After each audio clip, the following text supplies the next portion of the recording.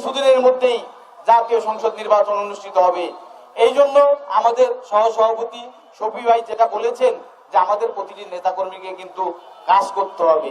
এখন কিন্তু আর ঘরে বসে থাকার সময় নেই বন্ধুরা আমার। কথিত ফ্যাসিস্ট এদেশ থেকে পালিয়ে গেছে ঠিকই, কিন্তু এখনো কিন্তু অনেক দোসর রয়ে গেছে যারা এদেশের মানুষের ভোটাধিকার ফিরে পাওয়ার জন্য আমাদের প্রিয় নেতা যে আন্দোলন করেছেন সেই আন্দোলন যাতে সফল না হয় সেটা এখনো তারা ষড়যন্ত্র করছে। আগামী ফেব্রুয়ারিতে অধ্যাপক ইউনূস সাহেব যে নির্বাচনের দিক নির্দেশনা দিয়েছেন, যে তারিখ ঘোষণা করেছেন, সেই তারিখে যাতে নির্বাচন অনুষ্ঠিত না হয়। এদেশের 18 কোটি মানুষ বিগত 3টি নির্বাচনে ভোট দিতে পারে নাই, আগামীতেও যাতে ভোট না দিতে পারে সেজন্য কিন্তু আমাদের পার্শ্ববর্তী দেশে বসে একজন নেত্রী দিন রাত ষড়যন্ত্র করে যাচ্ছে বন্ধুরা আমার। তাই আপনাদেরকে সজাগ দৃষ্টি রাখতে হবে। ফ্যাসিস্ট পালিয়ে গেছে ঠিকই, কিন্তু তার দোসররা কিন্তু এখনো বিভিন্ন ভাবে বিভিন্ন কায়দায় ষড়যন্ত্র করছে যাতে এদেশের মানুষ আগামীতেও আর ভোট না দিতে পারে।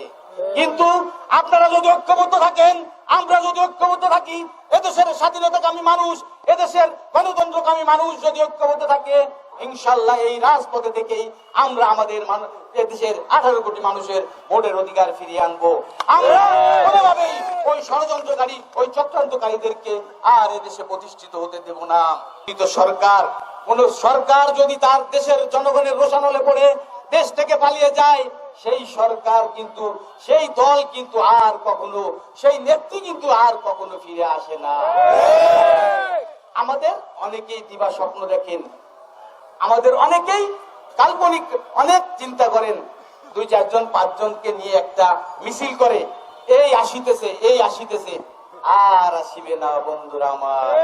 আর এদেশের মাটিতে আর কোন ফ্যাসিস্টের জন্ম হবে না। এদেশের জনগণ আর কোন ফ্যাসিস্টকে প্রশ্রয় দিবে না বন্ধুরা আমার।